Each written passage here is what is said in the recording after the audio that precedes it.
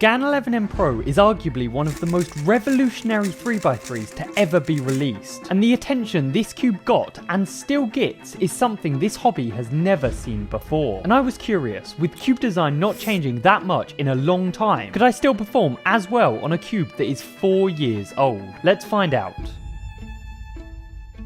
Now, there's something very important that needs to be done first. See, I have a lot of cubes, and every time I unbox a new one, it becomes the only product I use for a couple of weeks, so I can get a good feeling for it. But this just means that all of the other 3x3s, including the GAN 11, sit on my desk collecting dust. Therefore, it has gotten incredibly slow and pretty unusable at this point, because of how long it hasn't been solved for. So if I want any chance of this cube being good, I think it's time to do some renovations. This is always something that I hate doing, but it began with completely cleaning out every part of the cube to ensure no dust or debris was left inside, because this is what causes it to be as slow as it is. I made sure to get into every intricacy of the pieces, especially where they come into contact with one another. After that, I reassembled it, and obviously at this point all of the old dry lube was taken out, causing it to be way too fast. And this is where I put in some lube to add control and slow it down quite considerably. And that's pretty much all I did to the cube to get it back to how it was when I first got it. Now it feels just incredible, so I think it's time to do some initial solves and explain why the features on this cube might still be able to stand up to the market in 2024. To begin, it includes what was a revolutionary core design that contributes to the incredible stability during the fastest turns whilst solving. Therefore, at no point should you be worried about making mistakes due to a lack of control on the 11M Pro. Furthermore, my personal favourite part is that this 3x3 was the first one to be shipped with the option for UV coating, and this is just amazing. The grip it provides is abundantly better than anything a frosted plastic can give. Another thing that is great from GAN is that they allow for hundreds of choices about how you decide to set up the cube, and that ranges from the easily strengthened magnets to the simple and intuitive tensioning system. Therefore, despite this cube being a couple of years old, it still gives you the choice to have whatever feeling you prefer, and that's the GAN 11M Pro, with 64 magnets, UV coating, tons of choices, and a honeycomb texture for better lube distribution. But now, just before we compare the 11 to a much newer GAN 3x3, please consider subscribing to my channel as it really helps out. Back to it though, and one slight issue here is that unfortunately I do not have the 14 or 14 Pro. However, there wasn't all too many upgrades on that cube compared to the 13, which is what I have, which means that I'll have to compare the 11 to that. And the first thing that is very important is the piece design. As you can see, it is very similar between these two cubes. Mainly, they both focus on a very minimalist design with very little cutouts and notches to ensure the turning is not hindered by any pointless parts. This allows for incredibly smooth turning whilst also ensuring that the corner cutting is flawless at a lot of angles. And this is one of the main reasons I thought to do this video, because of how similar new and old GAN cubes actually are. So surely, if they are pretty much the same in terms of design, the turning won't be too outdated either. Obviously, the newer cubes do offer a simpler tensioning system and easier adjustable magnets. However, these only give marginal gains, which I assume wouldn't be all too noticeable. One thing that I haven't mentioned is that recently I have completely stopped using GAN cubes due to other products being more appealing to my style. But this means that there is a clear conflict between how I turned on something like the WRM version 10 or Tornado version 3 and how I now have to turn on the GAN 11M Pro. Because whilst those cubes mainly focus on fluidity and flexibility, this one is much more tactile and fast, which requires a complete shift in how I approach solves. Nonetheless, I continued to solely use this cube for all of my practices for a long time until I was 100% confident in how I performed on the 11. Which brings me on to the last part where I do the final solves to fully find out whether you can still perform as well on a cube that is many years old, or if we actually do need to upgrade whenever any change is made to the hardware of 3x3s. Well, first of all, like I mentioned earlier, the piece design on GAN cubes hasn't changed for quite a while, which means that in terms of performance, the 11 does stand up to something that is a lot newer. However, the lack of adjustment choices is a little bit annoying because of how much I have relied on making small tweaks in the past to ensure the setup was perfect. But one thing that is great about using their older cubes is that you still get a lot of the premium qualities of GAN's products at a significantly cheaper price. And so, whilst maybe all of the features are not quite as good as the most up-to-date 3x3s, in reality the performance performance is very close to what you would be getting on any other product. And with that, if you have enjoyed this video, make sure to subscribe. And if you want a more detailed look into why GAN might be in serious trouble, click this video. Thank you very much for watching.